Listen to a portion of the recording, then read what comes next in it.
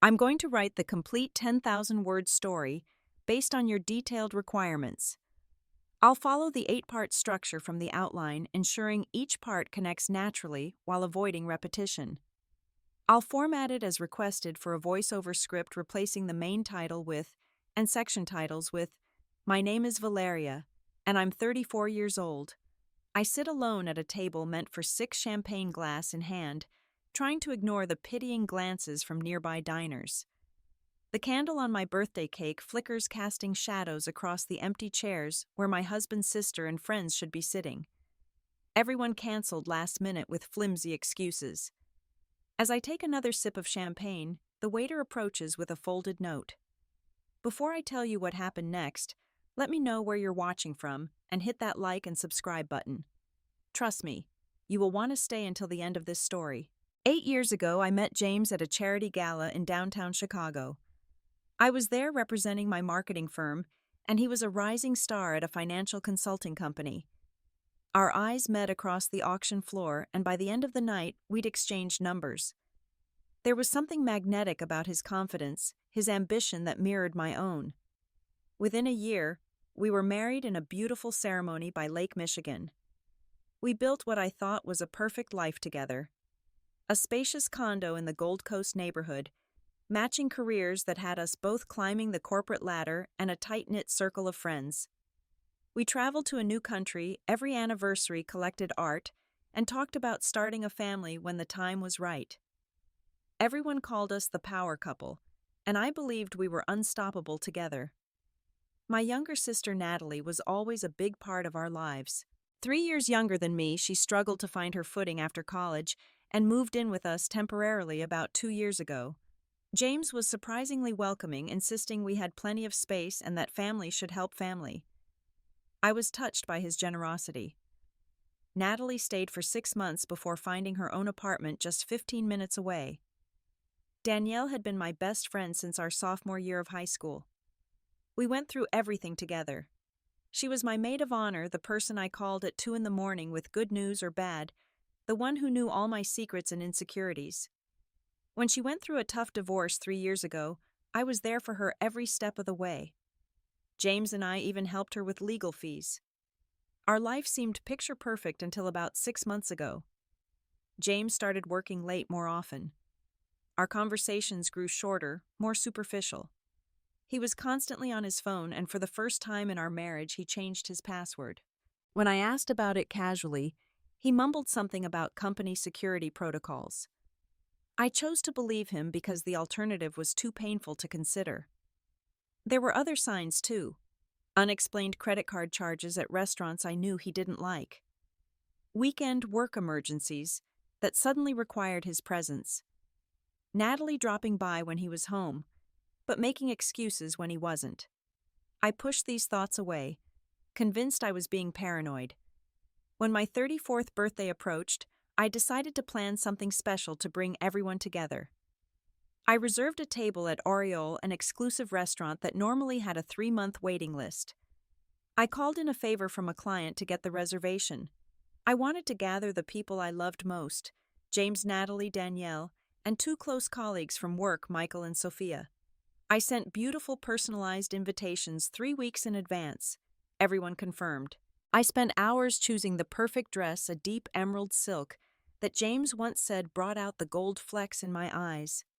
I booked an appointment for hair and makeup. I was determined to make this birthday special, to reconnect with my husband and celebrate with the people who mattered most to me. Looking back, I should have seen it coming. The way Natalie would quickly end our calls when James entered the room at her apartment when I visited. How Danielle became increasingly vague about her dating life after years of sharing every detail. The strange tension at our last dinner party when I returned from the kitchen to sudden silence. But when you trust people completely, you explain away the inconsistencies. You create plausible narratives that protect your heart from the truth. The night before my birthday, James and I were getting ready for bed. I was excited about the dinner, chattering about the menu and wine pairings. He seemed distracted but smiled and nodded at the right moments. He kissed me before turning out the light and said, "Happy early birthday, Val." That was the last normal moment of my marriage, though I didn't know it then. The morning of my birthday started with breakfast in bed. James brought me coffee and croissants, a small wrapped box sitting on the tray. Inside was a pair of diamond earrings. "Something to wear tonight," he said, kissing my forehead. "I have to run into the office for a few hours, but I'll meet you at the restaurant." It seemed thoughtful at the time. Now I realize it was just part of the setup. By noon, I received the first cancellation. James called his voice tight with what I now recognize as manufactured stress. "Honey, I'm so sorry, but we've got a client emergency. The Tokyo deal is falling apart, and if I don't fix it, we could lose millions." He promised to make it up to me. I was disappointed but understanding. After all these things happened in our high-pressure careers. At 2 o'clock, my sister texted, "Val, I feel absolutely terrible, but I've got a stomach bug. Been throwing up all morning. Don't want to ruin your birthday or get anyone else sick. Rain check, love you." I texted back, asking if she needed anything, but she just sent a heart emoji in response. I started feeling uneasy but pushed it aside. By 3, Danielle called with her excuse. "My car won't start. I've called AAA, but they're saying it'll be hours. I'm so sorry, V. I know how much this dinner meant to you." Her voice sounded strange, higher pitched than usual. In hindsight, it was the voice she used when lying about finishing my chocolate cake in college or borrowing my favorite sweater without asking. Michael and Sophia from work canceled within 10 minutes of each other. His grandmother was suddenly ill. Her babysitter had canceled. Their excuses came so quickly one after another that it felt orchestrated. 5 cancellations within 4 hours, all from people who had weeks to prepare. Something wasn't adding up. I stood in front of my closet, the emerald dress hanging there like a question. Should I just cancel, order takeout, and open a bottle of wine at home? But something inside me refused to be defeated. If no one wanted to celebrate with me, I would celebrate myself. I put on the dress, fastened the new diamond earrings, and did my makeup with extra care. If I was going to eat alone on my birthday, I would at least look stunning doing it. The taxi dropped me at Oriole at 7 sharp. I straightened my shoulders and walked in with my head high. "Reservation for 6 under Valeria Crawford," I told the hostess.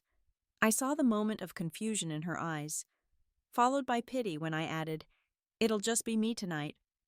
"Of course, Ms. Crawford. Your table is ready." She led me to a beautiful round table by the window set for 6 as requested. The empty chairs stared back at me accusingly. I asked her to leave them. Some stubborn part of me wanted the physical reminder of being stood up. I wanted to look at the emptiness. The server approached with obvious discomfort. "Would you like to wait before ordering?" He was giving me an out, a chance to pretend my companions might still arrive. I appreciated his kindness but shook my head.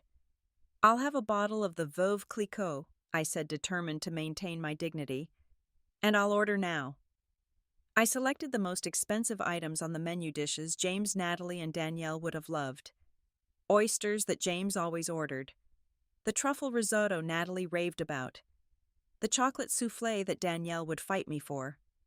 Small acts of defiance that no one but me would understand. Other diners glanced my way throughout the meal. A woman in an emerald dress sitting alone at a large table surrounded by empty place settings, drinking champagne and eating food meant to be shared. I kept my phone face down, refusing to check for messages or explanations. I cut each bite carefully, chewed deliberately, and met the eyes of anyone who stared too long. With each passing moment, memories of past birthdays paraded through my mind. My 30th, when James surprised me with a party on a rooftop overlooking the city. My 32nd, when Natalie baked me a 3-layer cake that leaned precariously to one side but tasted like love. Last year, when Danielle organized a spa weekend for the 3 of us women. Had all those moments of connection been illusions I thought about James's recent behavior? The late nights, the weekend trips, the sudden password changes and hushed phone conversations that ended when I entered the room. I thought about how Natalie had been dropping by our condo unannounced, always perfectly dressed, always asking if James was home. I remembered how Danielle would change the subject whenever I expressed concerns about my marriage, steering conversations toward trivial topics, instead of offering the honest feedback she'd always given before. Still, I ate my meal with the poise my mother had instilled in me. "Never let them see you sweat, Valeria," she always said. So I maintained a pleasant expression for the waitstaff, thanked them sincerely for each course, and left a generous tip. I would not become the sad birthday woman in their anecdotes. I would be the mysterious, elegant woman who dined alone by choice, not circumstance. As I sipped the last of my champagne, I noticed the waitstaff gathering by the kitchen, whispering and glancing my way. Great, I thought, now they're going to sing happy birthday to the lonely woman. But instead, the waiter who had served me all evening approached with a folded piece of paper on a silver tray. "This was left for you at the front desk, Ms. Crawford." He said, his expression unreadable. I took the note, not expecting it to shatter what remained of my world. The heavy cream paper felt expensive between my fingers. No name on the outside. I unfolded it and read the neatly printed message. "Your husband is at Hotel Marlowe, room 412, with your sister and friend." My hand trembled slightly as I set the note down beside my half-eaten chocolate soufflé. The words didn't make sense at first, like they were written in a language I almost understood. Then their meaning crashed over me like a wave stealing my breath. I caught the waiter watching me with concern as the color drained from my face. "Is everything all right, Ms. Crawford?" he asked, hovering nearby. "Who left this?" My voice sounded strange, even to my own ears, too controlled, too quiet. "I'm not sure. Let me check with the front desk."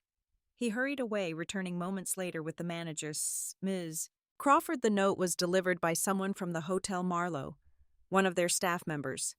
"We have security footage if you'd like to see it." The manager's voice was gentle, like she was speaking to someone standing on a ledge. "That won't be necessary," I replied, folding the note and slipping it into my clutch. "Just the check, please." As I waited, my mind raced through possibilities, each more painful than the last. Was this a cruel prank? A case of mistaken identity? Or the truth I'd been avoiding for months, James, Natalie, and Danielle together at a hotel on my birthday? The thought turned my stomach. I could leave the restaurant, go home, and pretend I never received the note. I could give them the benefit of the doubt, listen to their excuses, preserve the relationships that had defined my adult life. Or I could confront them, see the truth with my own eyes, however painful. The choice seemed to make itself. I signaled the waiter for another glass of champagne. If I was about to face the worst betrayal of my life, I would do it with steel in my spine and clarity in my mind. I drank slowly, methodically, gathering my strength. I paid the bill with my personal credit card rather than the joint one I shared with James. $250 for a meal I barely tasted. I signed my name with a steady hand and added a 40% tip. "Thank you for your kindness tonight," I told the waiter. "It meant more than you know." As I left the restaurant, memories flashed unbidden. Natalie trying on my clothes when I wasn't home, always with a preference for items James had complimented.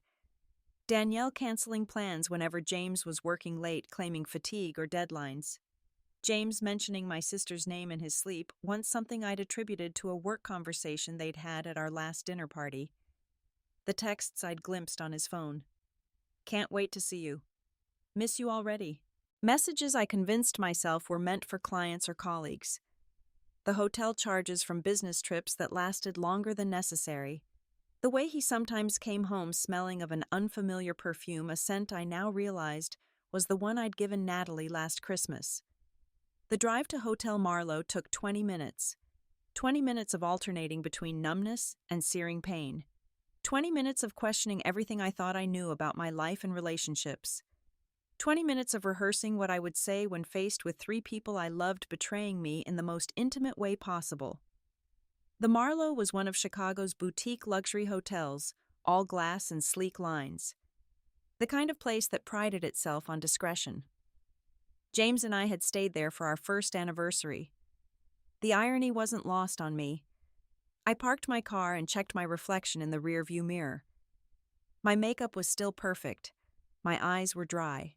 I looked like a woman in control, not one whose life was unraveling. Good. I needed that armor for what came next. The night manager recognized me immediately.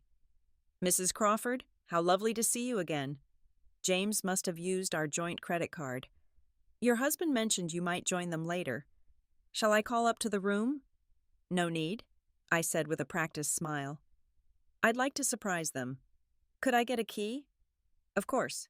He tapped at his computer and handed me a key card. Room 412 as requested. As I walked to the elevator, 1,000 questions swirled in my mind. How long had this been going on? Was it just my sister, or was Danielle involved too? Were my colleagues aware? Was I the only one who hadn't known? The elevator ascended smoothly, soft music playing as I watched the floor numbers climb. 4th floor. The doors opened silently. Room 412 was at the end of the hallway, a corner suite with a view of the city. Our favorite room. Another knife to the heart. I stood outside the door for what felt like an eternity. I could hear music playing inside. Laughter. The clink of glasses. A celebration in full swing while I had sat alone at a table for 6. I slid the keycard into the slot. Green light. Deep breath. I pushed the door open. The scene before me froze like a twisted tableau. James, my husband of 8 years, had his arm around my sister Natalie's waist. Danielle was curled up in an armchair, wine glass in hand. My colleagues Michael and Sophia stood by the window, champagne flutes raised in a toast. Everyone who had claimed to be elsewhere tonight was here in this hotel room, celebrating without me. But it was the cake on the coffee table that truly gutted me. A beautiful 3-tier creation with elegant script that read, "Moving on together. Congratulations, J&N."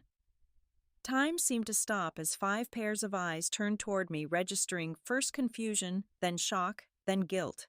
The champagne glass in James's hand tilted, spilling onto the plush carpet. No one moved to clean it up. Valeria. My name in James's mouth sounded foreign now, stripped of the love that had always colored it before. You're supposed to be at dinner. Clearly. The word fell from my lips with perfect calm belying the storm raging inside me. And you're all supposed to be? Where exactly? Work emergency, stomach bug, car trouble. Sick grandmother, babysitter, canceled. I looked at each of them in turn. Impressive coordination on the excuses. You must have rehearsed.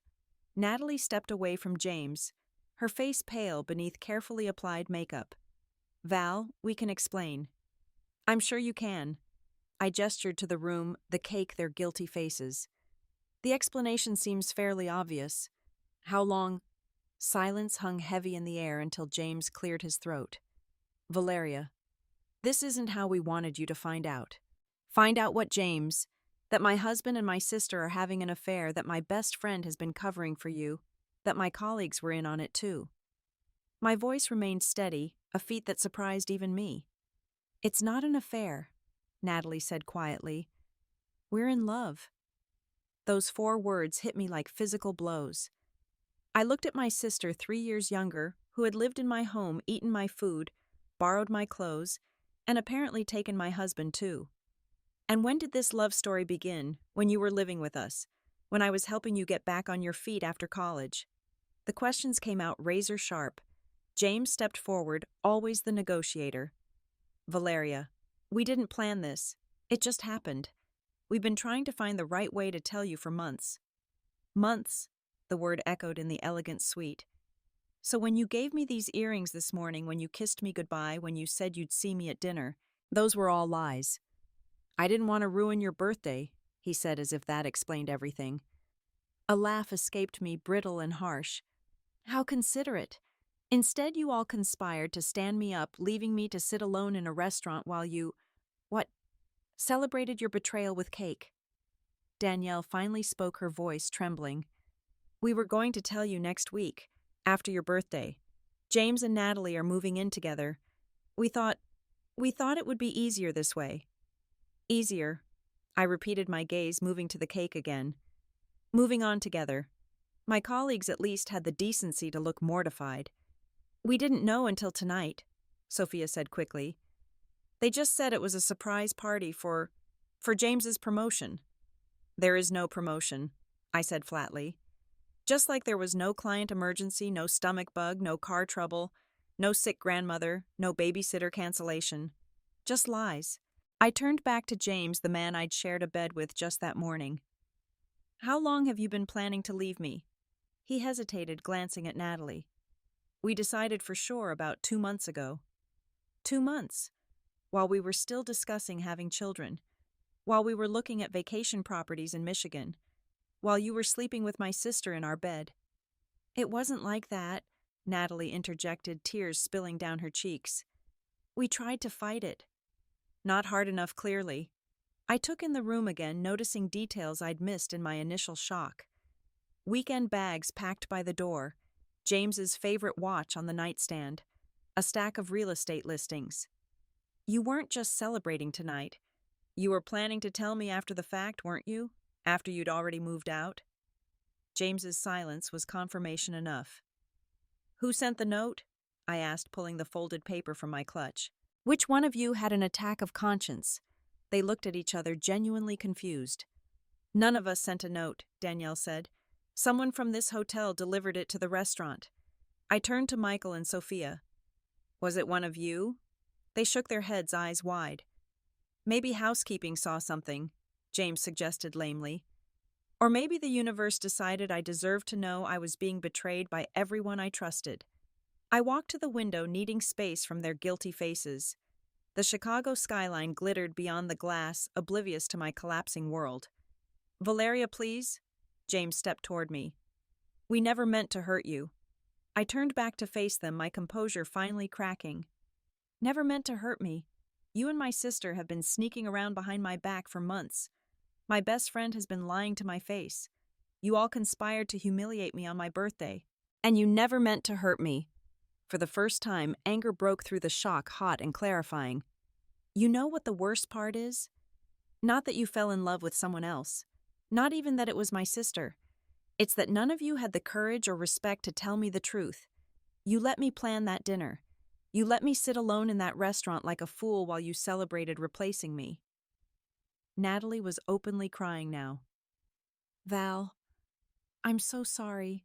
I love you. You're my sister. Sisters don't do this to each other, I replied, my voice finally breaking. Neither do husbands or best friends. I turned to leave, my dignity somehow still intact despite everything. James rushed after me, grabbing my arm. Valeria, wait. We need to talk about this. About the house, the accounts, everything. I pulled away from his touch. There's nothing to talk about tonight. My lawyer will contact yours tomorrow. You don't have a lawyer, he said, confusion evident. I will by morning. I walked out, closing the door quietly behind me. In the elevator, I finally allowed myself to shake, pressing my forehead against the cool metal wall as tears threatened. Not yet. Not here. I made it through the lobby with my head high, nodding to the night manager as I passed. Outside, the valet brought my car around. As I slid into the driver's seat, a young man in a hotel uniform approached my window. I rolled it down, expecting some final message from the party upstairs. Instead, he said quietly, I was the one who sent the note, ma'am. I'm sorry if it caused you pain, but I overheard them planning. My mom went through the same thing last year. No one told her either. I looked at this stranger who had shown me more kindness than the people I loved. Thank you, I said simply and meant it. As I drove away from Hotel Marlowe, leaving behind my husband, my sister, my best friend, and the life I thought I had, I felt something unexpected beneath the pain, the first small flutter of freedom. I drove around Chicago for hours that night, unable to face returning to the condo I shared with James. Every street, every landmark held memories now tainted by betrayal. The Magnificent Mile where we'd shop for Christmas gifts. Navy Pier, where Natalie and I had ridden the Ferris wheel every summer since childhood. The coffee shop where Danielle and I met weekly to catch up. My city had become a map of deception. Eventually, I checked into a small boutique hotel downtown, paying cash to avoid using credit cards James might track.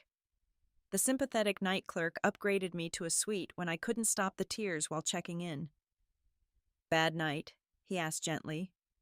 I just nodded beyond explanations. In the safety of the hotel room, I finally let myself break down.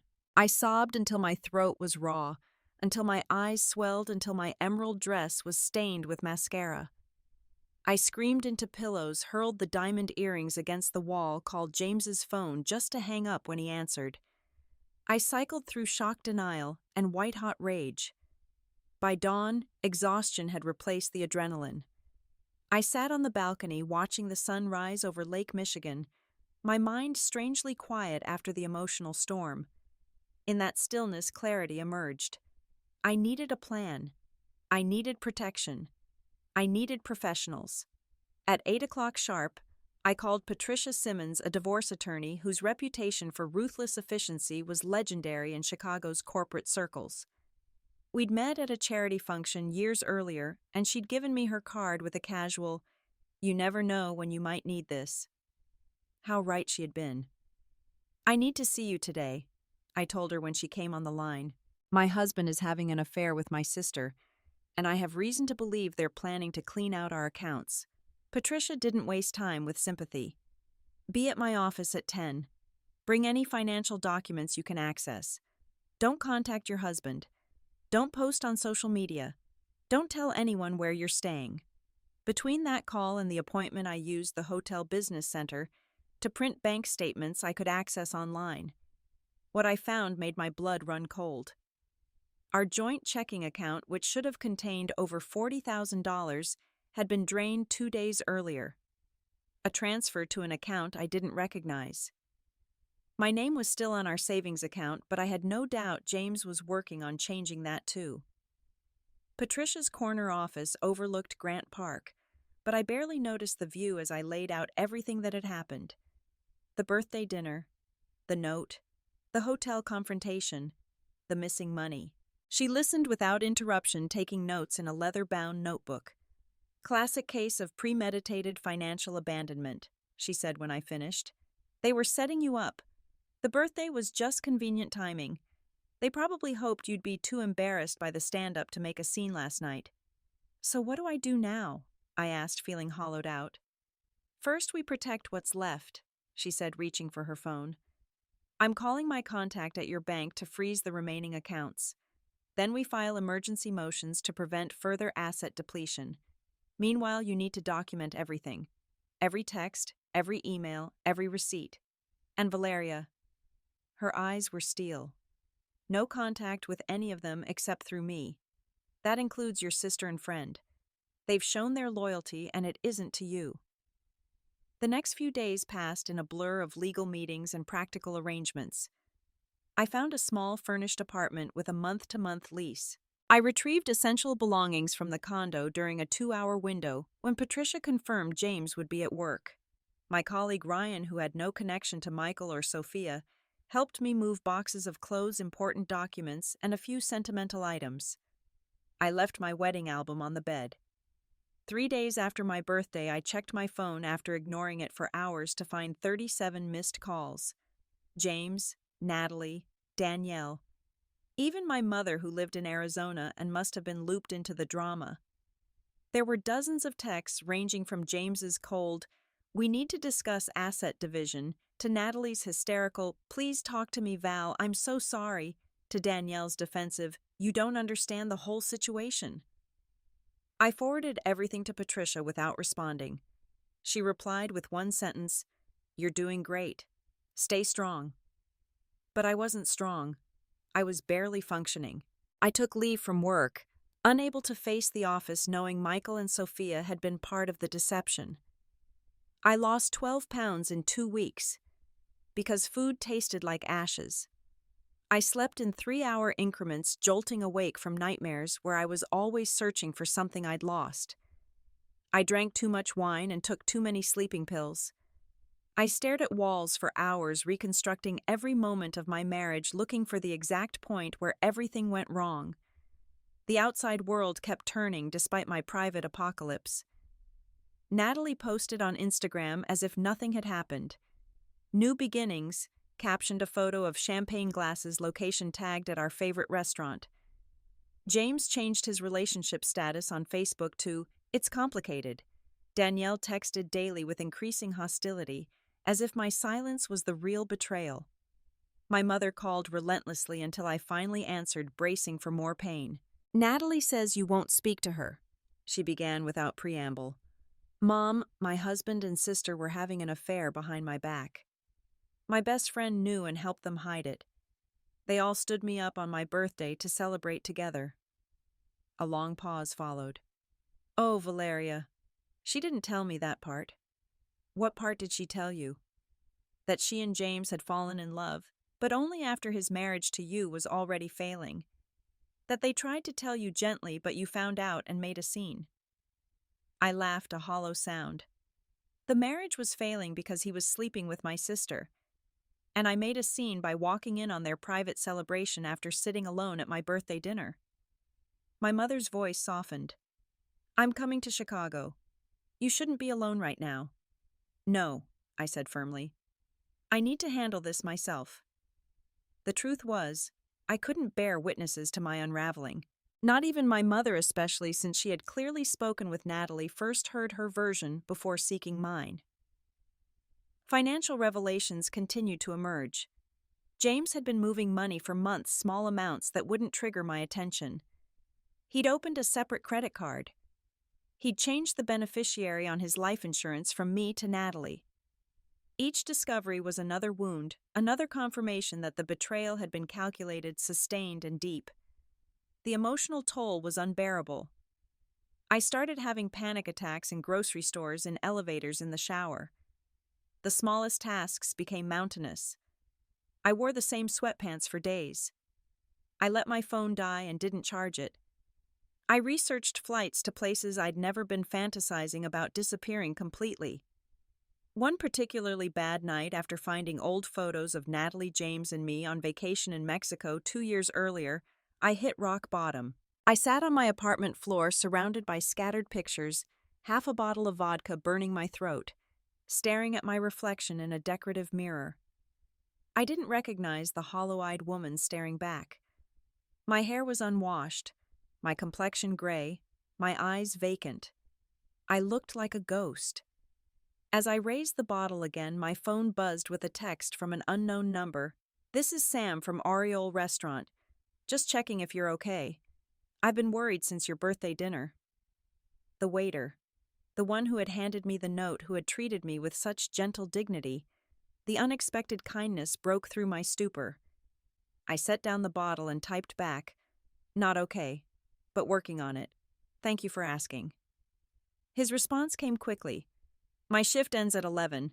If you want company or just someone to listen, I'll be at Coda Cafe after. No pressure." I stared at the message for a long time. Then I looked again at the stranger in the mirror, at the scattered photos of a life that no longer existed, at the half-empty bottle promising temporary oblivion, but no real escape. I stood up on shaky legs, showered for the first time in days, put on clean clothes, and ordered an Uber to Coda Cafe. Sam was sitting at a corner table when I arrived, still in his black server clothes, but without the bow tie. He looked up as I approached, his expression warm but not pitying. "You came," he said simply, gesturing to the chair across from him. "Coffee." That night I told a stranger the full story of my unraveling life. He listened without interruption, without judgment, without offering platitudes or solutions. When I finished, dawn was breaking outside the cafe windows. "What are you going to do now?" he asked. For the first time in weeks, I had an answer that felt true. "I'm going to stop drowning and start swimming." It wasn't an immediate transformation. There was no movie montage of rapid healing. But that morning marked a turning point. I had hit the bottom and somehow found the strength to push up toward the surface. I returned to my apartment and did something I'd been avoiding. I opened my laptop and typed a single word into the search bar: evidence. The morning after meeting Sam at the cafe, I woke with unexpected clarity. The past weeks had been about survival and shock, but now I needed strategy. I called Patricia. "I want everything I'm legally entitled to," I told her. "Not because I'm greedy, but because they were planning to leave me with nothing." "Now we're talking," she replied, approval evident in her voice. "Let's get to work." First, we needed concrete evidence of the affair. Patricia connected me with a digital forensics expert who recovered deleted text messages from our home computer backup. James had been careless, assuming I lacked technical knowledge to access these archives. The messages between him and Natalie dated back over a year, confirming my worst suspicions about the timeline. Next came financial documentation. The forensic accountant Patricia recommended found offshore accounts James had established 6 months earlier. He'd been siphoning our joint funds, setting up his new life with my sister, while maintaining the facade of our marriage. I finally returned to work after a month's absence, armed with a statement prepared by Patricia about my personal family matter. The office grapevine had already spread various versions of the story. Some colleagues avoided eye contact in the hallways. Others offered awkward condolences. A few seemed almost excited by the drama. Michael and Sophia had transferred to the Denver office, their departures suspiciously rushed. My boss, Ryan, who had helped me move, proved to be an unexpected ally. "There's an opening for a senior marketing director in our Seattle office," he told me over lunch. "It comes with a significant raise and relocation package. I recommended you." Seattle. The idea of starting fresh in a new city was both terrifying and exhilarating. "Sometimes the best revenge is a whole new life," Ryan said. "Just consider it." Meanwhile, James had hired his own attorney, a shark known for aggressive tactics in high-net-worth divorces. They made their first offer, the condo, and a lump sum that was less than half of our actual assets. Patricia laughed when she showed me the proposal. "They still think you're the devastated wife who will settle quickly to avoid embarrassment," she said. "They don't realize who they're dealing with." She countered with a comprehensive list of all assets we had uncovered, including the offshore accounts. James's attorney requested an emergency meeting the next day. I was reclaiming my power in other ways, too. I started therapy with Dr. Lipton, a psychologist specializing in betrayal trauma. I joined a support group for people navigating difficult divorces. I took up kickboxing, channeling my anger into physical strength. I deleted all social media accounts, cutting off that source of pain and manipulation. The confrontation with Danielle happened unexpectedly at the grocery store. I was examining avocados when I heard her voice calling my name. I turned to see my former best friend of 20 years hurrying toward me, designer handbag swinging. "Valeria, thank God. You've been impossible to reach." She said it as if I'd been inconsiderate, as if I were the one who had done something wrong. I looked at her, really looked at her, and felt nothing. No anger, no hurt, just emptiness where friendship had once lived. "I have nothing to say to you," I replied, turning back to the avocados. "That's childish," she snapped. "I've been trying to explain for weeks. Yes, I knew about James and Natalie, but I was caught in the middle. What was I supposed to do?" I selected my avocado and placed it in my basket before responding. "You were supposed to be my friend. You were supposed to tell me my husband was sleeping with my sister. You were supposed to not attend their celebration on my birthday." "It wasn't like that," she insisted. "I was trying to protect you. They asked me to be there when they told you. I was going to be your support system." I laughed a genuine laugh of disbelief. My support system, while eating cake that said, "moving on together." She had the grace to look embarrassed. "That was James's idea, not mine." "It doesn't matter whose idea it was. You were all there celebrating the destruction of my life." "That's melodramatic, Val. Marriages end. People move on." "Yes, they do." I met her eyes steadily. "I'm moving on from you, Danielle. Permanently." I walked away before she could respond, my heart pounding, but my resolve firm. In my car, I sat for a moment, processing what had just happened. For the first time since that night at Hotel Marlowe, I had stood my ground without breaking. Small victory, but significant. The next breakthrough came through an unexpected source. Sam, the waiter from Oriole, who had become something of a friend, mentioned his cousin worked at Hotel Marlowe. "I could ask if they have records of when your husband started booking rooms there," he offered. "Might help with your case." 3 days later, he texted me a screenshot of booking records, showing James had been reserving rooms at the Marlowe every other Friday for 10 months. The same room 412 paid for with points from his business credit card to avoid paper trails. The timing matched perfectly with his late work nights. Armed with this additional evidence, Patricia filed amended divorce papers detailing the length and extent of the affair. The court date was set for 2 weeks later. James's attorney requested a settlement conference immediately. I prepared methodically for the meeting, choosing a tailored navy suit that projected confidence and calm. Patricia had coached me on maintaining emotional control regardless of provocations. "They'll try to paint you as unstable or vindictive," she warned. "Don't give them ammunition." James looked shocked when I walked into the conference room. Perhaps he expected the hollow-eyed, broken woman I had been weeks earlier. Instead, he faced someone transformed by pain, but not destroyed by it. "You look good," he said awkwardly. "Let's keep this professional," I replied, taking my seat beside Patricia. The negotiation was tense but productive. Faced with our evidence of financial misconduct and the lengthy affair, James's position weakened considerably. By afternoon's end, we had an agreement that Patricia deemed better than what most courts would award. I would receive 60% of our assets, the investment portfolio, and a cash settlement. James would keep the condo, which had always meant more to him than to me. As we prepared to leave, James asked if he could speak with me privately. Patricia raised an eyebrow, but I nodded my assent. When we were alone, he struggled to meet my eyes. "I never meant for any of this to happen, Val. And yet you made hundreds of individual choices that led exactly here," I replied. "Every lie, every hotel room, every secret conversation was a choice." "I loved you," he said. "For a long time, I really did. Not enough to be honest. Not enough to end our marriage before starting another relationship. Not enough to respect me as a person." I gathered my papers, ready to leave this chapter behind. "How is it going with Natalie, by the way?" He looked away, confirming what I had suspected. "It's complicated. The situation with you, it created tension.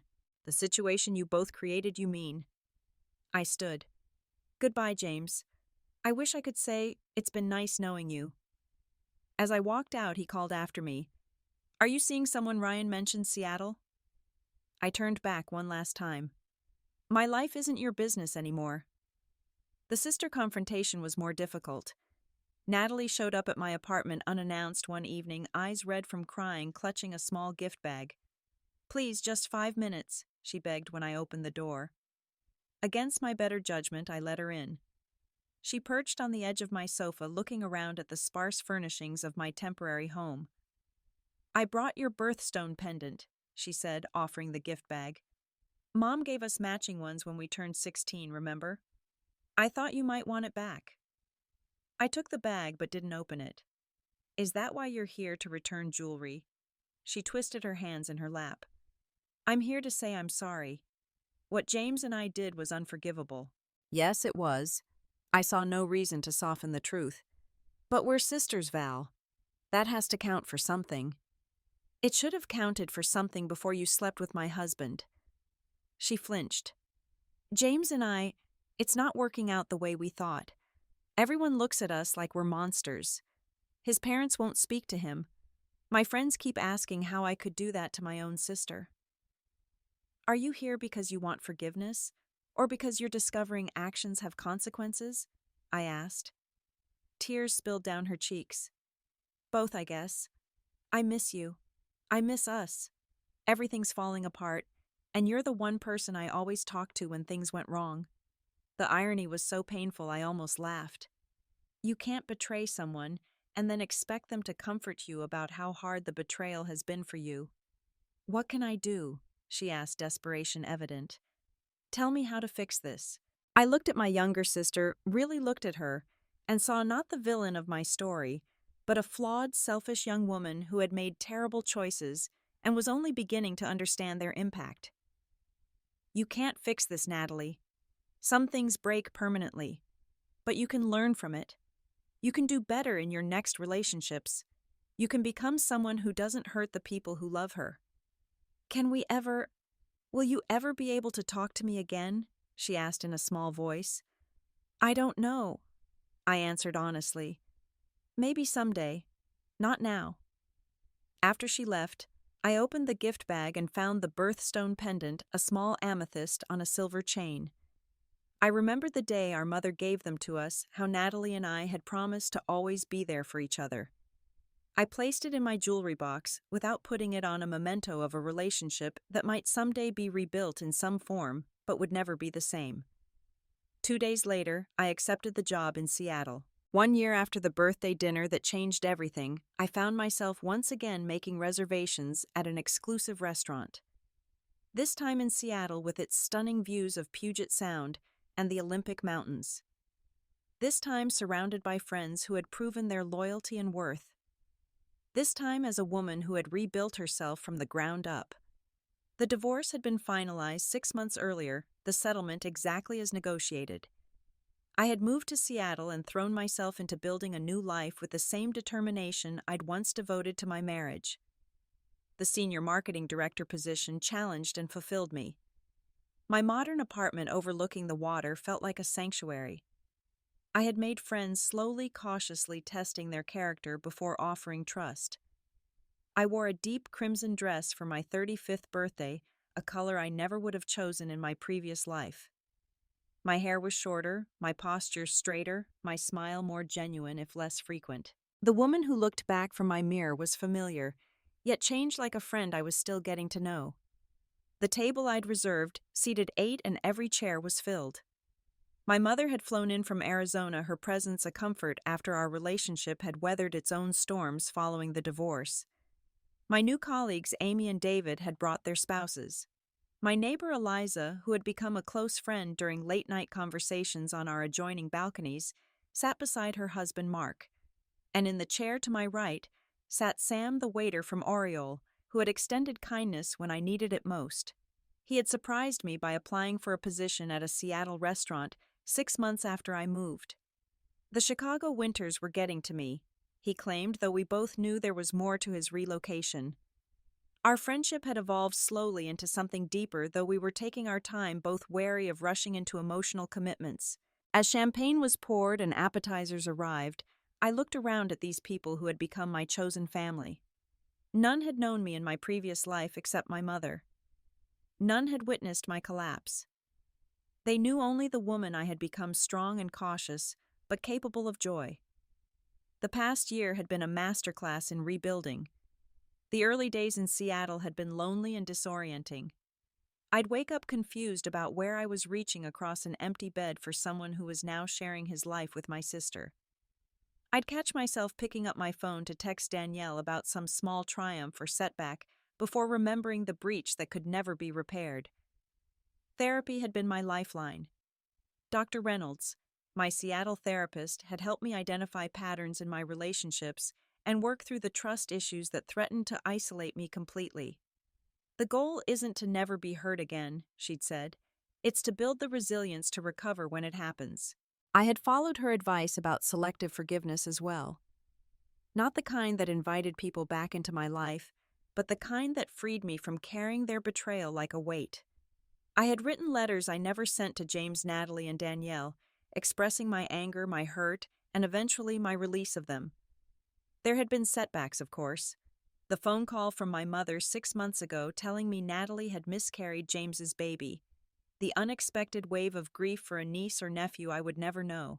The Christmas card from Danielle, with a lengthy apology inside that reopened wounds I thought had scarred over. The moment I saw James's name on a conference attendee list and had a panic attack in my hotel room. But there had been triumphs too. The day I closed on my apartment, signing the mortgage in my name alone. The promotion I earned after only 8 months in my new position. The morning I woke up and realized I had not dreamed of James or my old life for an entire week. The first time I laughed without feeling guilty about being happy. I had sold my wedding and engagement rings using the money to fund a solo trip to Japan, a country I had always wanted to visit, but James had dismissed as too foreign. I had hiked Mount Fuji, stayed in a traditional ryokan, and written in my journal every night documenting my rebirth as meticulously as I had once documented my destruction. My mother squeezed my hand, bringing me back to the present moment. "Happy birthday, sweetheart," she said, raising her glass. "To new beginnings." Everyone joined the toast glasses clinking as sunset painted the sky beyond the restaurant windows. After dinner, as we enjoyed dessert, Sam excused himself briefly. He returned with an envelope, placing it in front of me. "What's this?" I asked, curious. "Open it," he encouraged. Inside was a letter from Miguel, the night manager at Hotel Marlowe, the man who had unknowingly given me the keycard to room 412 on my last birthday, the man who had later learned what happened and sent the note through his cousin who worked at Oriole. "I hope this birthday finds you well, Mrs. Crawford," he had written. Or Ms. Valeria, as I should now say. "My cousin Sam tells me you have built a new life in Seattle. I want you to know that sometimes when I check in guests who remind me of your former husband, I accidentally upgrade other deserving patrons instead. A small justice in an unjust world. Happy birthday." I laughed, touched by this connection to the night that had ended one chapter of my life and in many ways begun another. I passed the letter to my mother, who read it with raised eyebrows. "You never told me how you found out about James and Natalie," she said. "It's a long story," I replied, smiling at Sam, "involving good people who do the right thing even when it's difficult." As the evening drew to a close, we moved to a nearby cocktail lounge where a jazz quartet played. Sam pulled me onto the small dance floor, his hand warm against mine. "How does 35 feel?" he asked, as we swayed to the music. I considered the question, thinking about the woman I had been at 34 and the woman I was now. "It feels earned," I said finally. "Every year, every gray hair, every laugh line. I earned all of it." Later, alone in my apartment, I opened the small box my mother had given me at dinner. Inside was the birthstone pendant, the twin to the one Natalie had returned to me a year ago. I had left mine behind in Chicago, unwilling to carry that particular memory to my new life. "I found it in your old jewelry box when I was helping James clear out the condo," my mother explained. "I thought you might want it back. Not for what it represented then, but for what it might mean now." I fastened the chain around my neck, the small amethyst resting against my skin. Not as a connection to Natalie or our broken sisterhood, but as a reminder that I had survived, that I had walked through fire and emerged not unscathed, but undefeated. On my balcony overlooking the twinkling lights of Seattle and the dark expanse of Puget Sound, I raised my glass in a private toast. "To tables filled with people who deserve to be there," I whispered to the night, echoing the sentiment I had written in my journal after my first dinner party in Seattle.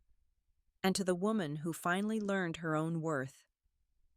What is your story of betrayal and recovery? Have you ever had to rebuild your life from scratch? If this story resonated with you, please share your experience in the comments below. Remember to like, subscribe, and share this video with someone who might need to hear that after betrayal, rebuilding is possible. Thank you for being here with me today, and remember that sometimes the most beautiful things come from the most painful breaks.